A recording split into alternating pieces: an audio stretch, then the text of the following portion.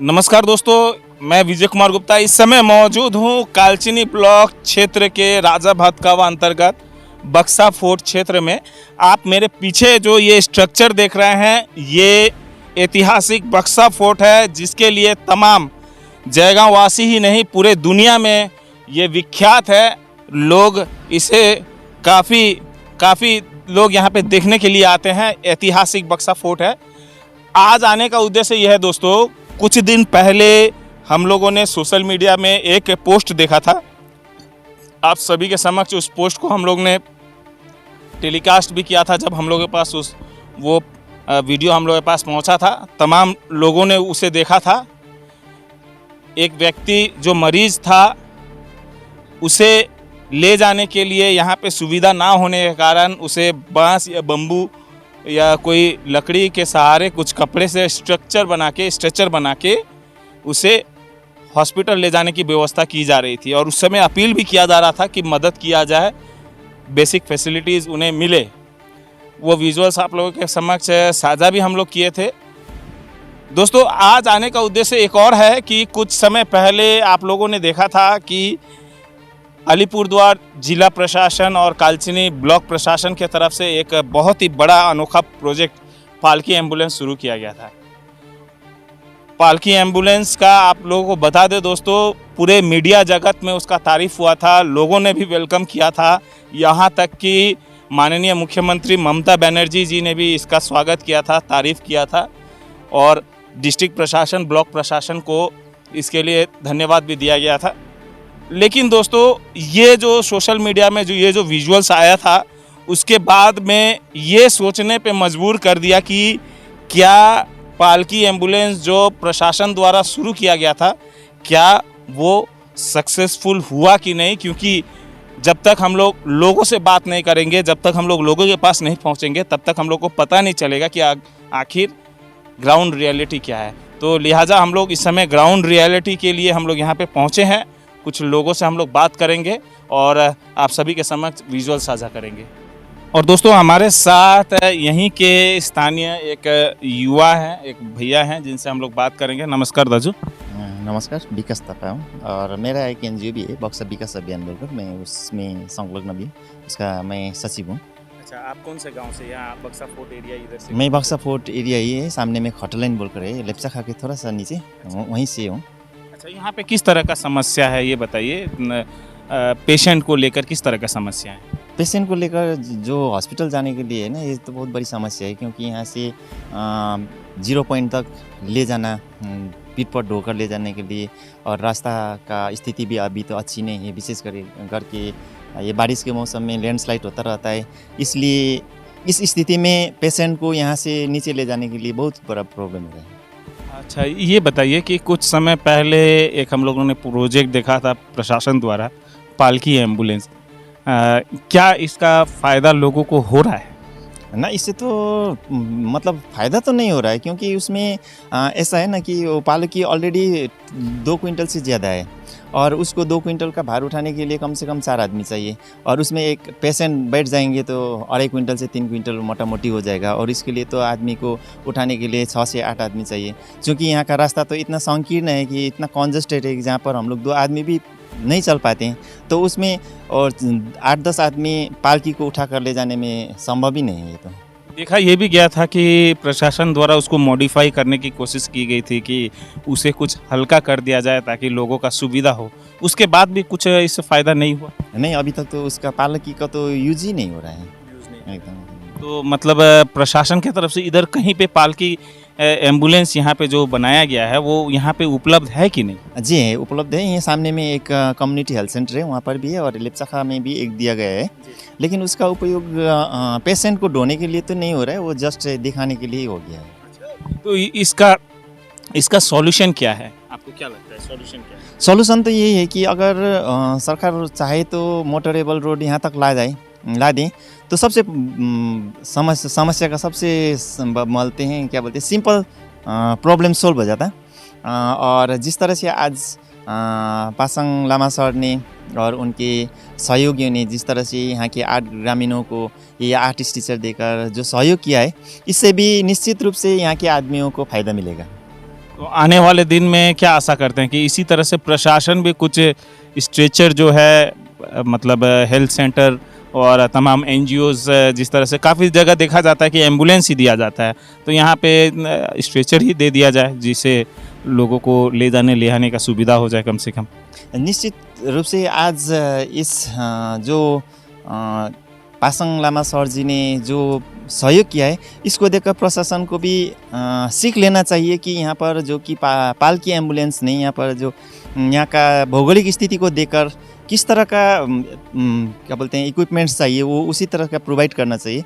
और उसको सोचना चाहिए, गवर्नमेंट को भी सोचना चाहिए कि यहाँ पर जैसे कि पालकी से यहाँ कुछ काम नहीं होगा।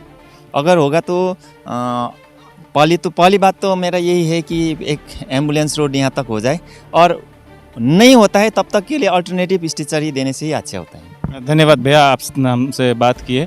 और भी कुछ लोगों से हम लोग बात करेंगे और जानकारी लेंगे कि लोगों का क्या कहना है, और चलते हैं और भी कुछ लोगों से बात करते हैं। और दोस्तों हम लोग एक और यहाँ की दीदी है, उनसे बात करते हैं। नमस्कार दीदी। नमस्ते। दीदी को घर चाहिँ कहाँ हुन्छ?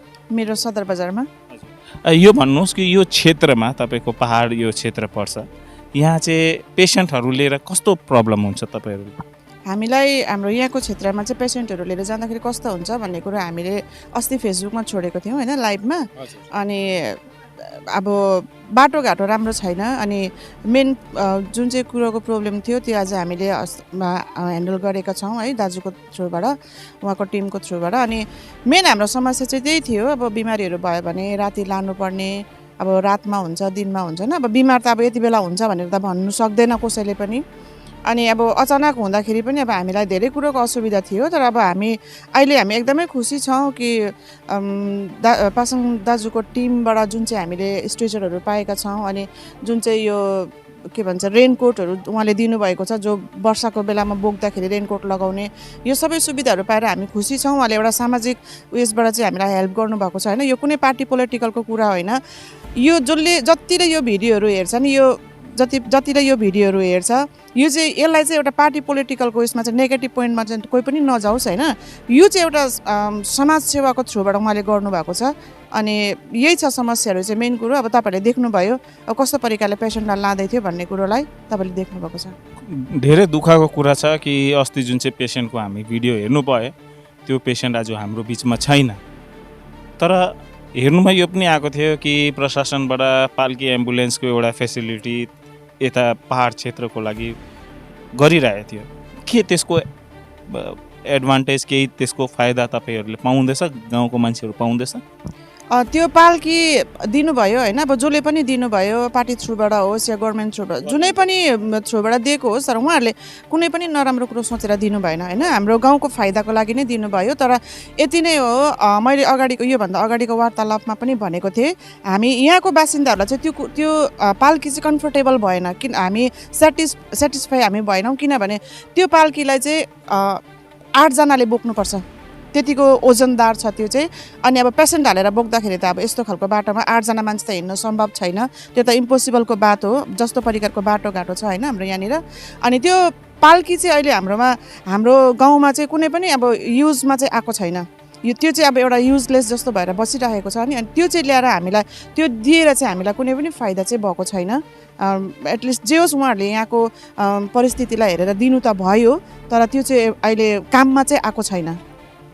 तपाईँहरू के लाग्दैछ, तपाईँहरूको लागि यो जस्तो भौगोलिक स्थिति छ, यहाँ चाहिँ जुन चाहिँ स्ट्रेचर जुन चाहिँ हल्का टाइपको फोल्डेबल जुन चाहिँ हुन्छ, त्यस्तो अझै कोही प्रशासनबाट या एनजिओबाट या समाजसेवीहरूबाट अझै कोही आएर दियो भने अझै राम्रो हुन्छ होला? हामीले अझै पनि आशा गरेका छौँ, किनभने यो त अब एकदमै लाइफ टाइम त जाँदैन यो स्ट्रेचर त होइन।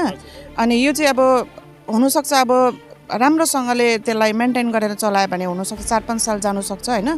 तर अब कोही पनि अब यस्तो हाम्रो गाउँको अवस्थालाई देखेर कोही पनि दिने इच्छुकहरू हुनुहुन्छ भनेदेखि चाहिँ यो भिडियोद्वारा चाहिँ म उहाँहरूलाई अनुरोध गर्छु कि रिक्वेस्ट गर्छु कि उहाँहरूले जसले पनि दिनुको लागि उहाँहरूले एनजिओ थ्रुबाट होस् चाहे जुनै पनि थ्रुबाट होस्, उहाँहरूले दिनु चाह्यो भने चाहिँ हामी एकदमै लिनुको लागि हामी तयारी छौँ। किनभने यो नसोच्नुहोस् कि पासाङ दाजुको टिमले यो दिएको छ अब उनीहरूलाई इनफ भयो भने, हामी इनफ छैनौँ। किनभने यो लाइफ टाइम जाँदैन, यो स्ट्रेचर लाइफ टाइम जाँदैन हुनसक्छ। अब त्यसलाई मैले भनिहालेँ मेन्टेन गरेर चलायो भने 4-5 वर्ष यो जानु सक्छ।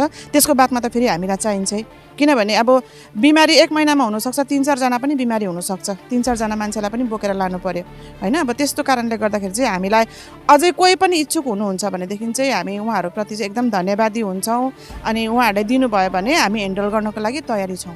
धन्यवाद दीदी कुरा गर्नु लागि। और दोस्तों आप देख सकते हैं यहाँ के इस क्षेत्र के जो स्थानीय लोग हैं उनका कहना है कि पालकी एम्बुलेंस जो सरकार द्वारा दिया गया था उसको वेलकम भी किया गया था, लेकिन दुर्भाग्यपूर्ण है दोस्तों कि स्थिति के वजह से, भौगोलिक स्थिति कह लें या यहाँ की जो समस्याएं हैं उसके वजह से वो पालकी एम्बुलेंस केवल एक प्रोजेक्ट ही रह गया, केवल एक दिखाने लायक ही रह गया, उपयोग में लोगों का नहीं आ रहा है ऐसा लोग कह रहे हैं। और हम लोग आशा करते हैं कि जो भी खामियां हैं उसको दूर किया जाए। प्रशासन निश्चित रूप से अच्छा सोच के पालकी एम्बुलेंस लेके आई थी, लेकिन दुर्भाग्यपूर्ण है कि लोगों को उससे फैसिलिटी को फ़ायदा नहीं हुआ। कुछ समस्याएं हैं जिसको सुधार करने की ज़रूरत है और आने वाले दिन में कुछ और संस्थाएं, कुछ और NGO, कुछ और समाज सेवी अगर इसी तरह से स्ट्रेचर अगर ला के देंगे यहाँ पे तो शायद इस क्षेत्र का और भी उद्धार होगा। चलते हैं और भी कुछ आप सभी को दृश्य दिखाते हैं। और काफ़ी कठिन रास्ता रहा है यहाँ पे आने का और आशा करते हैं कि आप लोगों को हम लोगों का जो कोशिश है पसंद आया होगा। लिहाजा अगर आप लोगों को पसंद आया तो ज़रूर शेयर कीजिएगा, लाइक कमेंट ज़रूर कीजिएगा। इसी तरह से हमारे चैनल को सपोर्ट करते रहिएगा। जय हिंद।